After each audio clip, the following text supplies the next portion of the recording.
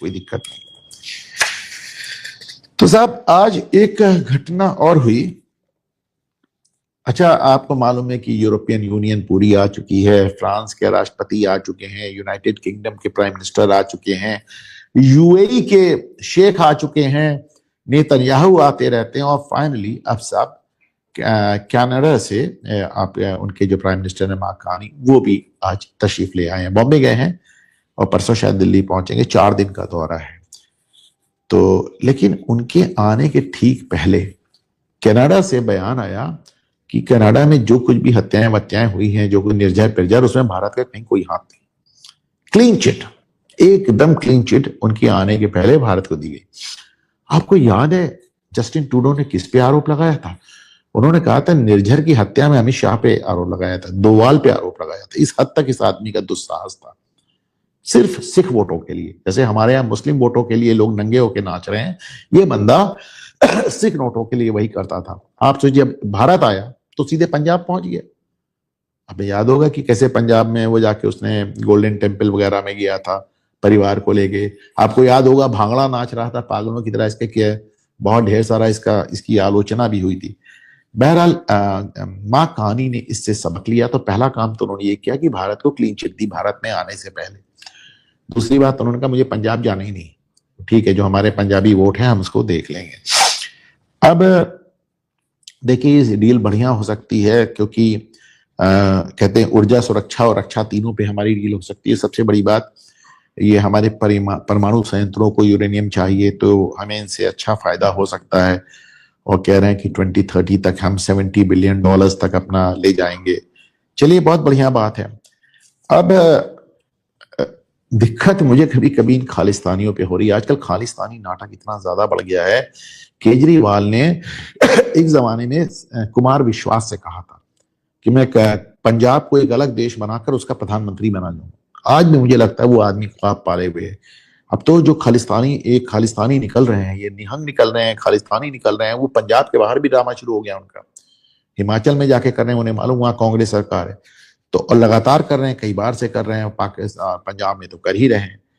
तो और एकदम खुलेआम एकदम आईएसआई वाला ड्रामा उनका। अच्छा, मैं अक्सर आपसे कहता हूं कि जो खालिस्तानी जो वो प्रदर्शन करते हैं कनाडा में, ऑस्ट्रेलिया में, अमेरिका में, तो भैया तुम्हें खालिस्तान चाहिए ना, पंजाब के लिए चाहिए ना, पंजाबियों के लिए चाहिए ना, तो तुम्हारे जो प्ले बोर्ड होते हैं, जो तुम्हारे साइन बोर्ड होते हैं, वो उसे गुरुमुखी या पंजाबी में लिखा होना चाहिए ना, पर उसमें तो अंग्रेजी में लिखा रहता है। पंजाबी में लिख दोगे तो तुम्हारे आका पाकिस्तान में समझेंगे कैसे तुमने क्या किया। और तुमको पेमेंट चाहिए, तुम्हें पेमेंट चाहिए, तुम अंग्रेजी में लिख के, तुम्हारा बस चले तुम उर्दू में लिख के दिखाओ। ये तो तुम्हारे हाल है।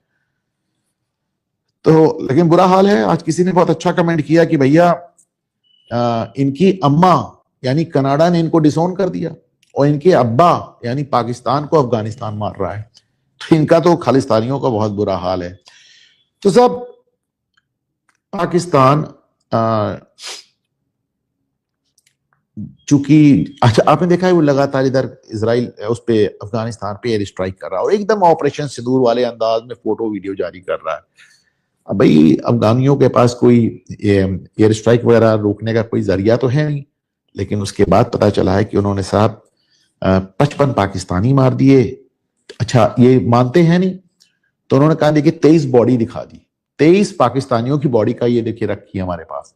पर बॉडी क्या होती है, पिछली बार तो आप जिंदा पाकिस्तानी अभी तक लेके बैठे, मुनीर उन्हीं को मारने को नहीं तैयार है।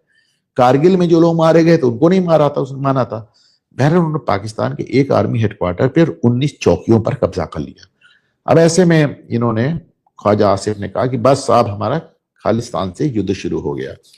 हालांकि युद्ध का भी जो आगाज जो जिस अंदाज में किया है इन्होंने, ख्वाजा आसिफ का बयान देखें आपने, मैंने पहले कभी इस तरह किसी को डिक्लेरेशन ऑफ वॉर नहीं देखा। हमारे सब्र का प्याला भर गया है, हमारे और तुम्हारे बीच खुली जंग है, अब ये दमादम मस्त कलंदर होगा। वाह, किस तरह के लोग हैं तो मारे जाए दमादम मस्त कलंदर। दमादम मस्त कलंदर एक कवाली आपने सुना होगा, दमादम मस्त कलंदर अलीदा पहला नंबर। अलीदा पहला नंबर का मतलब है एक्चुअली इस गाने में शिया और सुन्नी के विवाद की जड़ है। हजरत मोहम्मद की डेथ के बाद अबू बकर जो कि उनके ससुर थे, जिनकी 6 साल की आयशा से शादी किया था हजरत मोहम्मद ने। तो जबकि अबू बकर मोहम्मद के वो थे, हम उम्र थे, दोस्त थे। तो उनकी बेटी शादी किया तो अब उनके ससुर, दोस्त ससुर हो गया। तो मोहम्मद के बाद अबू बकर खलीफा बने।